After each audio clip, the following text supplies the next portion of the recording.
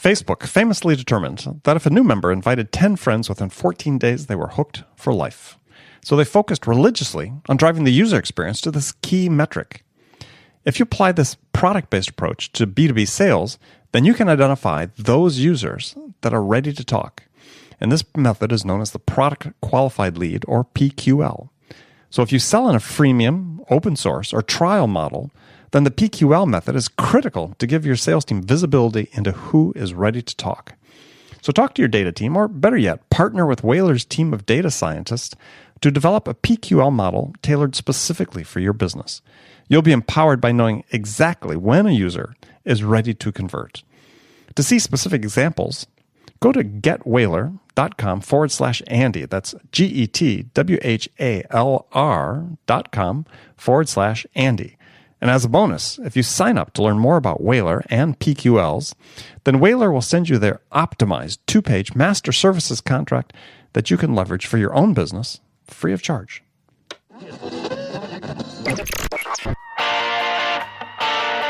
It's time to accelerate.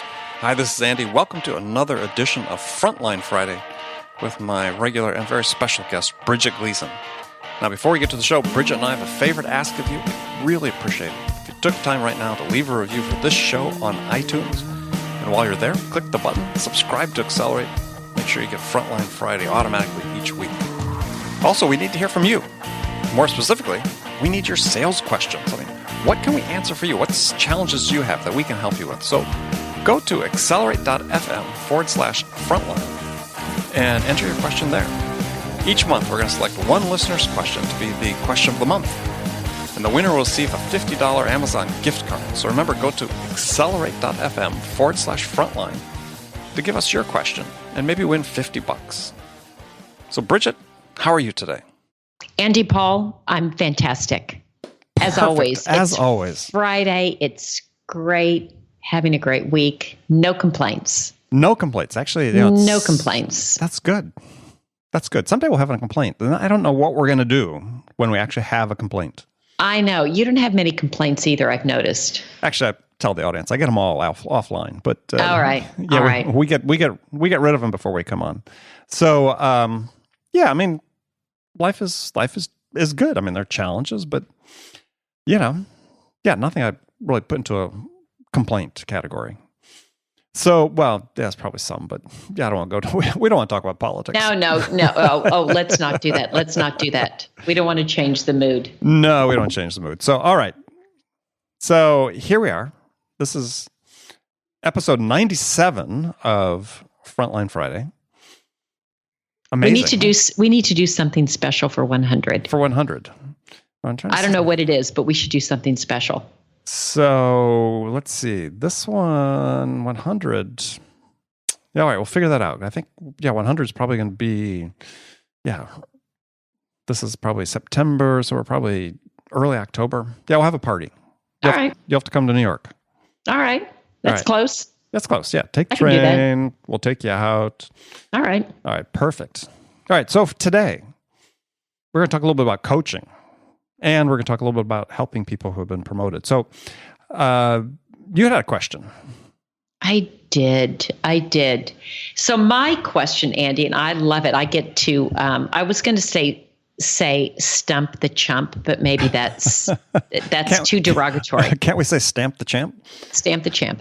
About coaching reps who are resistant to coaching.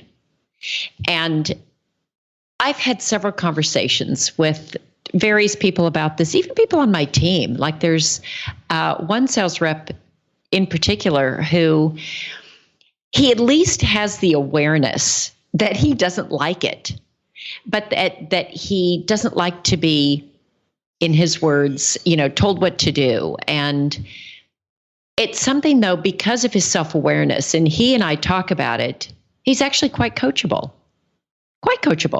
Because he recognizes that he just has this knee-jerk reaction to not knowing how to do something. I can deal with that, but it's there are others, either on this team or other teams that are resistant. Sometimes they just don't ask for help when they need it. Others have been more sort of argumentative. So I'm curious. You've coached tons of people in your past, and just would love to get sort of your input and have a discussion on coaching, because it's such an important part of sales management, and also all of us just getting better. I need to be coached also, and sometimes I don't like it when my CEO tries to coach me. Not always thrilled about it, but it's important to get the feedback. Yeah, well, so one of the things you said that sort of, raised a red flag a little bit is you said, no one likes to be told what to do. The object of coaching to me really shouldn't be directive like that, right? Where you're actually telling someone what to do.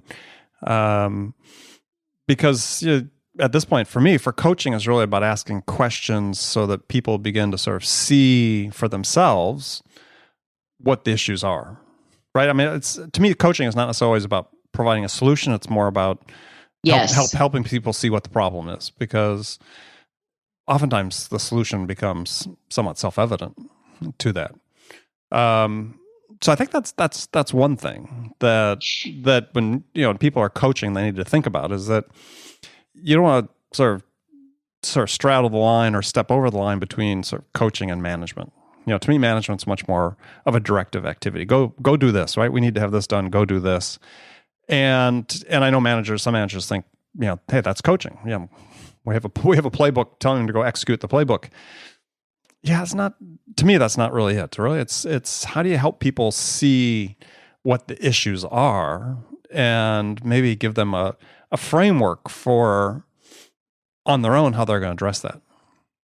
Yeah, and that's such a great distinction, Andy, that I hadn't thought of, because I think sometimes with this particular rep, sometimes it's coaching and sometimes it's management. There's certain things that need to be done as a member of the team, as a part of this Logs.io community, just that need to be done. And so some of it's management and some of it's coaching. What I've experienced, and you're right, that the asking questions as opposed to telling someone what to do, I think that's a really important distinction. Sometimes even what I found, and I'd love your input on this because I know that I can get better. Sometimes it's... Why are you laughing at that? The background noise. Somebody went, yo. Do you know what's so funny? I couldn't even hear it because I have earphones on. Oh. So the mic picked it up, but I couldn't hear it. Yeah, the mic picked it up. Yeah, it's funny. Yeah. Is sometimes even in the asking of questions when a rep can start a conversation, even a coaching conversation, very defensively, particularly the ones that need it the most. Like maybe they're not doing well in the quarter, and everything. As I play it back, feels like somebody's telling them to do something. I think they're just feeling defensive, and how do I, like, that's the last thing I want someone to feel. And so I try to find ways to just have this conversation, ask the questions. Well, I think one of the issues there is especially I think you may see this more and more because there's more talk about coaching and the need for coaching in sales, but it can't be turned into a battle of wills, right? It's not like you can say you have to let me coach you. Right. It's like saying you have to respect me. Right. It's, you can't command somebody to respect you just because they work for you. Right. And the same thing is true with coaching is you really can't force someone to be coached. And for me, I think there's several approaches you can take. And I've taken all of these approaches, sometimes with success and sometimes not. I mean, one way is, and a CEO I worked for was very good at this, is he would just let people fail because he knew that if they were smart, after having failed, they'd come around and ask for help. So sometimes it's almost like people have to learn that there's something they don't know and they need help in sort of understanding what that is and how they can grasp and acquire that knowledge. And so, one approach is, just let them fail. There's impacts obviously on the team, right? If you're expecting somebody to perform and their number isn't coming in, so on. But as the CEO who inspired me in that way is like, he's just taking a long-term view, because what he found is that he got better people at the end out of it. People that really wanted to learn began to see that they couldn't be sole operators, that they needed to work as part of a team in order to become better. And I said sometimes just failure was the only way they were going to learn that lesson. And they don't always, though. No, they don't. And so you just have to be willing. Yeah, you have to be willing to accept that also, because I think you manage them to another career. Yeah, and that's you'd have to accept that as an outcome, and I think that's absolutely right. I've seen situations where managers have become essentially Uber reps because they didn't allow a sales rep to fail. They would just come in and take over. And, the rep doesn't learn anything. They're frustrated. We end up, keeping the business because the deals came in, et cetera. But you don't build an organization that way. No. So, another approach that I've used, and again, I learned these because people used them on me, is I worked for, I think I've mentioned this before, I worked for one guy who, when he sort of got frustrated with what I was doing and maybe I wasn't doing things that would fit how he would do them, or wasn't moving things along quickly and so on, is he wouldn't tell me. He would basically learn more about what was going on in the account than I knew. And then we'd talk about it. And so like he would call me, he'd call me on a Sunday afternoon at home and say, so let's talk about this account. I was like, and then he started talking about it. It's like, oh my God, he clearly just picked up the phone and called these guys. And he wouldn't criticize me, and he wouldn't say, hey, you need to be doing this or whatever. It was just the fact that he had done it.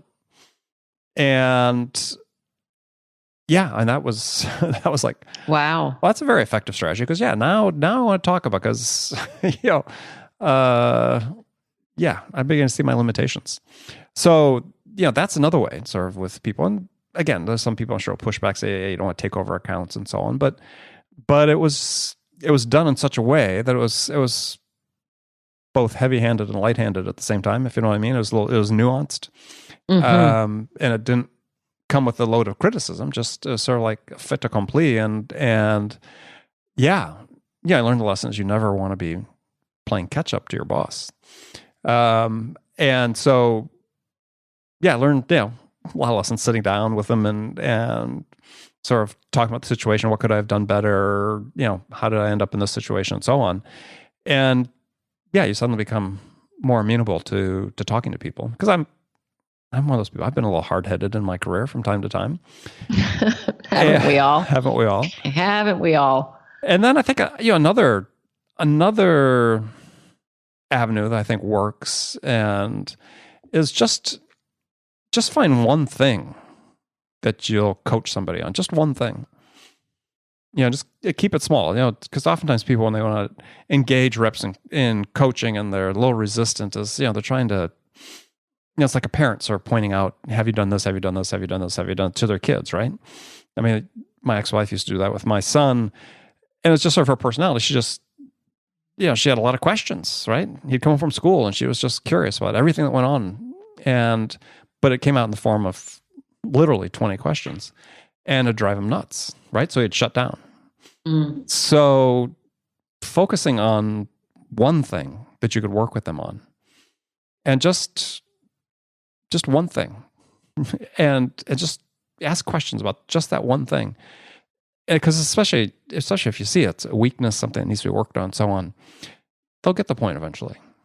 I mean, if there's resistance, like I said, you can't force it. You just have to work it. And if they're not, you make a decision at some point. If they're not worth the time and effort, if they're not performing, you don't think they have potential, or you think their resistance outweighs the potential, then that's another decision to make. Andy, you said a few minutes earlier something I think that's probably, I think, the most important factor in all of this. If the person doesn't want to be coached, they're not going to be coached. So I think hiring to, as best one can, sort of that willingness, that coachability is so critical. We can all be hard-headed, I think, at some points in time, but if we have an underlying coachability, I think it makes it a lot easier. And then I can work on,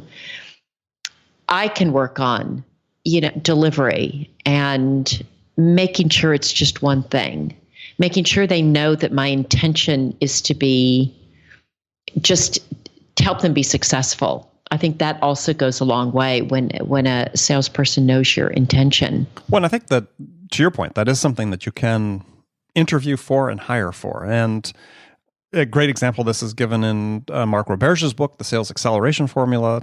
Talks about in the early days at HubSpot, and maybe they still do it, but he talked about when he was doing it, is doing the hiring, is that they'd bring someone in, and part of the hiring process is they would make them give a little presentation, a short presentation, and they'd provide the person feedback, and then they'd ask them to leave the room and come back in 5 minutes or 10 minutes and do it again. Mm-hmm. And what they're looking for is to see whether the person incorporated aspects of the feedback into the presentation the second time. So are they coachable? So there are things you can do, and that's just one example, where you can get a measure of coachability. Yeah, we do some of that in our interviewing also, where we'll give feedback, and we don't always ask them to go back and redo it, but sometimes we do, and we have. And part of it is to test for that coachability, because it is so important. Yeah, and it tells you a lot about somebody if they don't incorporate it. But I guess you're never surprised by what you come across when you interview people. Yeah, and if they don't incorporate it, there's a variety of reasons why, but at the end of the day, it really doesn't matter why. Well, if somebody can't incorporate the feedback, it's probably not a good fit in my mind. Like, I've seen people that have not been able to incorporate the feedback, and there's probably different reasons why various people can or can't incorporate it. If they can't, though, the reasons don't matter as much as it's a telltale that this is probably not a good fit. Well, what it speaks to is a blazing lack of awareness of their situation. And, situational awareness is really important when you're in sales. Well, I think everybody would, acknowledge that, is right. You have to be aware. You have to be, a keen observer and have a heightened degree of awareness when you're talking to prospects or whatever. And interviews, it's the same situation. So if you're so blinded by whatever is blinding you that you're unaware of the fact that, oh yeah, maybe they gave me this feedback and they're asking me to do it again because they'd like me to incorporate some of the feedback. Yeah, you don't need to hire them. Well, and sometimes I don't even know that it's a self-awareness issue. Sometimes it's a listening and then being really listening to what it is and being present to listen, and then being able to integrate it. And I went a couple weekends ago. One of my nephews is out here in Boston, and he's on a summer rowing team. And they took the parents, and in this case, the aunt, out on the launches to watch the kids rowing. And the coxswains are there giving instructions to the team that's on their boat. And the head of the program had said to me, "Oh God, that coxswain is one of the best I've ever seen. He's 15 years old, but he's better than any that I've seen in the last 5 years, collegiate level, any level." And I said, "Why? What makes him so good?" And he said, "Because he listens so intently to every instruction that I give him, and he's able to incorporate it quickly and put it into action and keep iterating on it until the people in his boat get it. But he's a good listener, and then he can put it into practice. And I think that's the same with coaching. You want the recipient. You want somebody that can really make good use of coaching is listening carefully, but then also has that skill of taking it and integrating it. And I think sometimes, there are times when, let's say I've been coached on golf, for example. Okay. And have you? Yes, I have. Yes. And I listen intently. And I still have a hard time making my club do what the coach says, not for lack of trying. Face of the club squared impact. Yeah, all that. So I think sometimes it's even well-intentioned, not being able to bring the two together. That can also be an issue. Well, and you brought up an interesting point here with your golf story, though, is that I think that, and this is not about coaching per se, it's more about the rep, but part of, I think, what makes people amenable to coaching, and part of people do well when they're in an environment where they're being coached, is similar to the coaches started with the coxswain and the crew, is I think they're able to visualize what the outcome's going to be with the coaching they've been given. Mm. And so these people that they can project and say, oh, got it. If I do that, this is going to happen. Interesting. I want to go try that. And people who are resistant to coaching, as you said, there's a degree of defensiveness there. It's like, and that's partly because they don't want to get out of their comfort zone, right? They know that they can operate within a certain zone, not necessarily successful even. Because I think you'll agree, as for me, the people I've encountered in my career that I've managed who are the most resistant to coaching were oftentimes the least performers. Oh, definitely. So they're operating in that comfort zone, and they're just, it's all they know how to operate. And there's a fear that keeps them in that zone. And even though the zone is not successful for them, there's a fear that keeps them in that zone. Can't unpack here necessarily what all that is all the time, but for me, the reps that I said that you coach that are the most successful with it, it's like, they have the ability to visualize what you're saying. And I think that's true in golf, right? I think the successful golfers are those who can visualize the swing and visualize where the swing's going to take the ball. Well, also, just your story reminded me when I was consulting, and I used to consult with a lot of sales teams, and I would do some training for them, was often the way that the engagements would start. And I would always tell the VP of sales, don't tell me how people are doing. Don't tell me their performance. I'll bet by the end of a day or 2 days, I can tell you who your top performers are. Mm-hmm, mm-hmm. And I could always tell, because the top performers were always the ones who were the most attentive. They asked the most questions. They were the most curious to learn. They were the most engaged. The ones that were sitting back like, I don't need this, invariably were the ones that were actually not doing well. And the top performers were always the ones that were, I got more to learn here. There's bound to be something that this person says that I can learn from, and I'm going to get this last nugget out of it. And I think they just had that mindset that if they're going to spend the time, they're going to learn. And they had this eagerness and readiness to learn.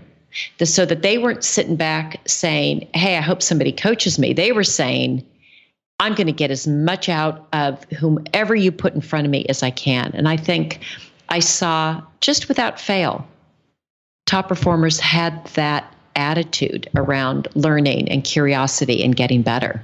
Yeah, what I think to your point is because I've had that when I take on new clients is, don't tell me the results. I want to know them eventually. But let me interview people first, and I'll tell you who the good ones are. Yeah.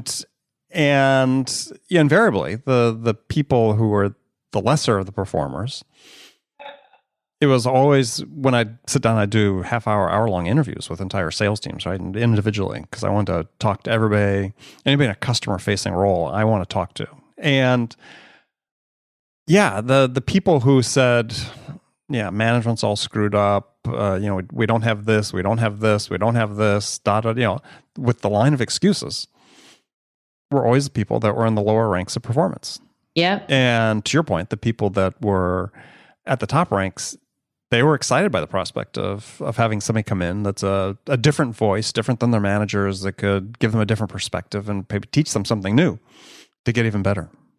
Yeah, I saw it over and over. Just that was very consistent. Yeah, so I think, sort of wrap up this sort of question is there's two facets to it, right? For you as a manager that's leading a team, is you can only coach the people that want to be coached, and the various tactics, as we discussed, that might lead the horse to the water and maybe even get them to drink it, and try one, but you can't force it into a battle of wills. That's just never going to work. Good summation. All right. It's true. All right. So we had one other question we wanted to touch on, and we've got a handful of minutes to talk about, and we'll see if we can do justice to it. You had said that you'd been called by a former rep that said he'd been promoted to an enterprise rep, but he's in a situation where he, at a company where there's no training for him. So he wanted to know sort of what to do, right? Yeah, it actually, God, I honestly, Andy, I feel like he's not being set up for success. One, there's no training. Mm-hmm. Number two, there's no one around him who he can learn from and reinforce. I mean, he's there. Let's go and see if we can sell to the enterprise, basically. And mm-hmm. So here you go do it. He's more of an SMB rep. Mm-hmm. And I think there's part of him now that feels, oh my God, and rightfully, this is a big deal and what a great promotion and this is amazing and my skills must be there. And I said to him, I would, number one, encourage you to find, take a class, take something, get some training. If they don't offer it, get some training. But this isn't something you learn in a class. You can get started, but it takes frequent reinforcement. You've got to also have people around you that you can learn from. And it, I don't know, I guess I would just love, what advice would you give to this individual in this situation? Yeah, well, I mean, it's a tough situation. And yeah, I've probably been in it a couple times myself, but for me, if at all possible, the first thing the person should do is go out and talk to customers.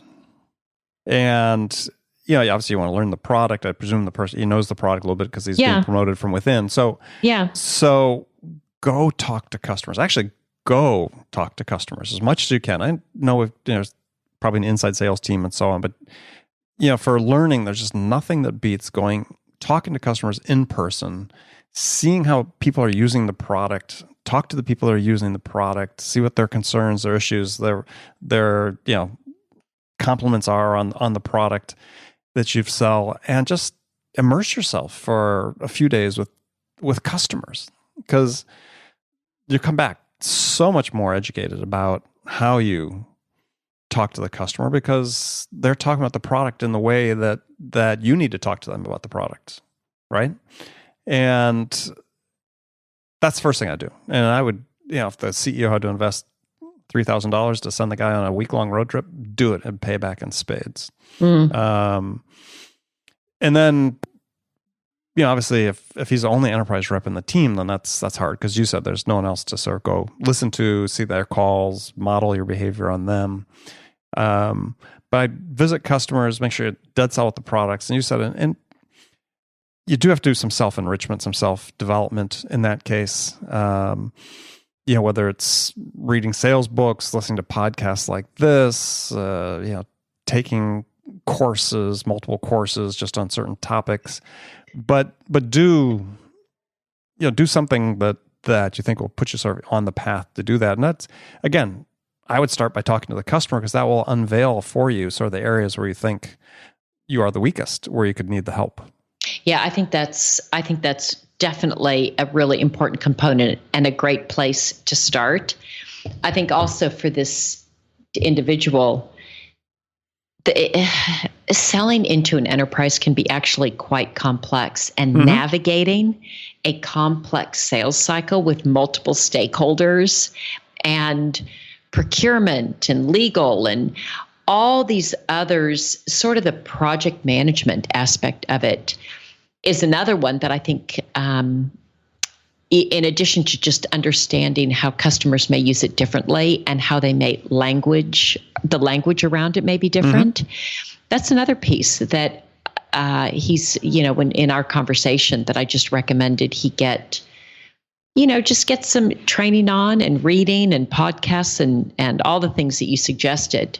But it's in my experience, it's often a big jump for somebody to go from SMB, sometimes even mid-market, to enterprise. And you need a lot of support in making that transition if you want to be successful and be really good at it. Well, if you want to expedite it, right? I mean, I was in a couple situations where, they just had to go out and do it. But my learning curve was longer than it would have been had I had the resources to support me. And oftentimes, especially in startups, those lead times, there's a conflict there. So yeah, I mean, it's there's going to be a learning curve. It's hard to shorten it. You just have to decide where you're going to get the resources to do it. And in some cases, you're just going to learn from your mistakes. In other cases, the customers can coach you. And if you have a product that the customer wants to buy, you'd be surprised how much time and effort they'll put into helping you be successful at what you're doing, even though your job is to make them successful. I've had many customers over the years walk me through how to sell to their company. Yeah, so that says a lot. So, yeah, I mean, if you build that trust-based relationship, even though you're not an expert in the product, they see that you're somebody that's going to serve them and help them make a good decision. Yeah, sometimes customers will support you and point you in the right direction. But then it's, detective work. You follow the leads that they gave you and go make calls and meet those people and make similar impressions and span the network and map out the decision tree. It's a good problem to have. It's a good problem to have. You just need the support. Yeah.